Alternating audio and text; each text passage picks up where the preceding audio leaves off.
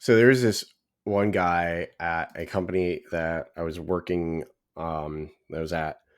He was supposed to be doing something for us, and the so this is actually an interesting story about not about you could take it like as a story against remote work, or you could take it as a story against, or as people who there are certain people who should not do remote work.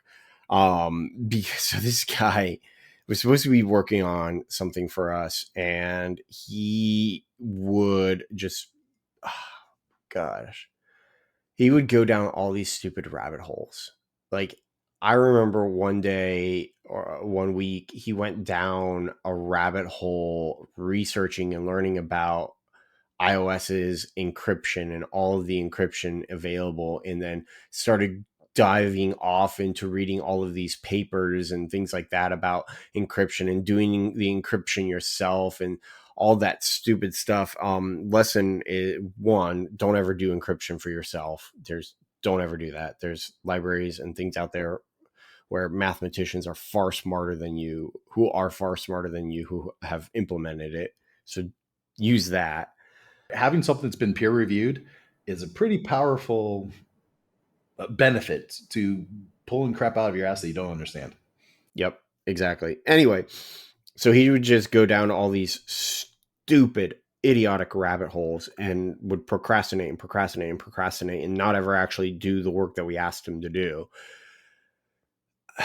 It's just like, oh my gosh. Like, have you ever heard of the phrase procrastination in the form of busyness? Yeah. That was him. And it was a pain in the butt. I fall in that trap sometimes ish. I will. I know I will. A lot of it is just like little minor mini tasks and stuff. So there's a book by a guy named Brian Tracy called "Eat That Frog." I haven't read it, but the general premise, I think I've heard that one before. yeah, the premise is the is Mark Twain's quote of, "If I have to eat two frogs, I'd rather eat the largest first."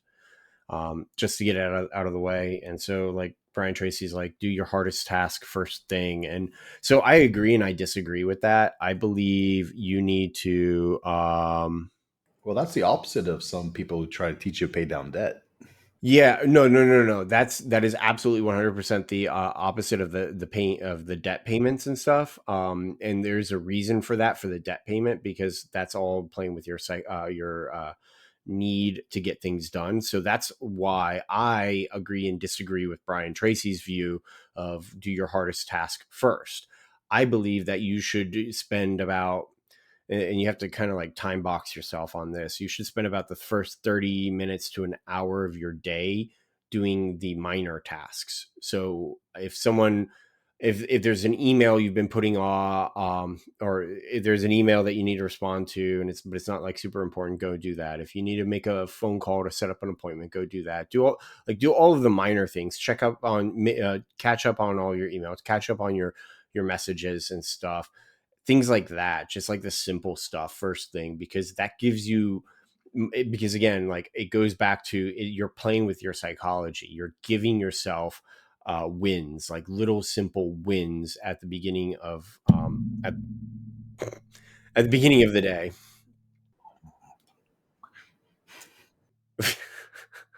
You want the little wins, and that's, like, in my view, that's more important than trying to get your big task, because once you get those little wins done, then you can go and you can focus on your big task. And the other part of it is, especially in programming, like, we think that some of our tasks are going to take us an hour, but they end up taking us 5. And that's the thing. So that's part of the reason why I Cry, the cry symbol. Yeah, it does, and it hurts. It does. And that's part of the reason why I'm like, if you're a programmer, don't do your hardest task first, because it's going to take up your entire day at that point. And then there's going to be 5 other things that you have to do that are at the end of your day. And it's like, ugh, anyway. So, yep. That's so anyway, this guy, we had to, You just procrastinate in the form of busyness, and we had to end up firing him. And God, that was so flippin' annoying. I thought you were about to say it was so rewarding when we finally fired him. I hated that because one of the here's a lesson in business management. Actually, do you mind if we let's? I need you. Wait, no, I'm good. I've got tons of silence. There's a lot of background noise coming from you, so what I need is like spots of silence from you, so that I can capture what's going on and then get rid of it later in the audio editing. So I've got tons of blank spot, so I'm good to go. Never mind. Um, so the lesson is when one of the lessons here is if you are in at a company and you are in some sort of a management type position and someone is starting to is not performing at the level that you want them to, you need to document it. You absolutely 100% have to start documenting it, because the issue is if you do not document that, and then you when you try to go to fire that person, it's you're kind of stuck at that point, because then you end up having to fire them and give them a certain severance amount because you're just letting them go, or you have to or if you try to fire them and not give them something, then they're going to come at you with some sort of a complaint or a lawsuit or things like that, and it's just going to be a pain in the butt. So like the issue is you have to document everything, and you have to document the steps that you as the company took to correct it, and the steps that you took to give that person every opportunity to correct themselves.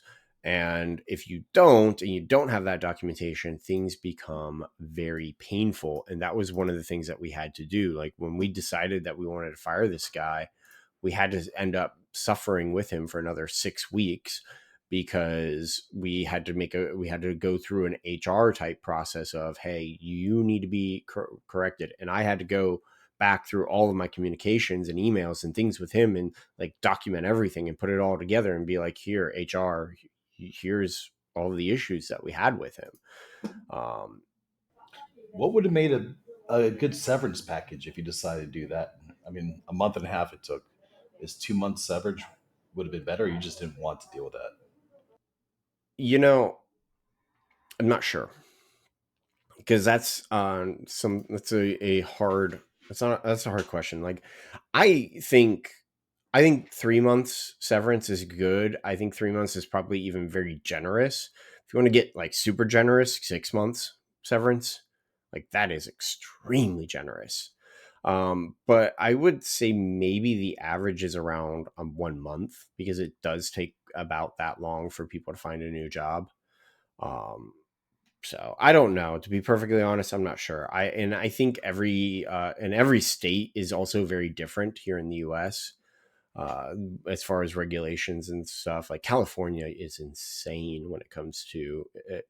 California makes it extremely so. Here's the thing that's really crazy, and a businessman pointed it out to me a while back. It is super easy for an employee to leave a company.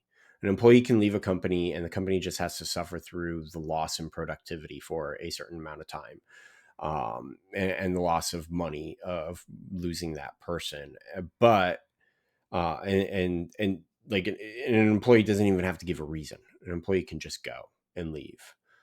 But when the employee or when the company wants to let else go because they are a drain on resources and things like that, you have to give reasons. You have to come up with a whole lot of stuff. So when it comes to employment law, this is the interesting thing about it. Like people do often complain about how um, the law is all on the corporation side and things like that. And in some cases, it is. Like tax law is definitely very much on corporations' side. It is very advantageous of you to have your own company.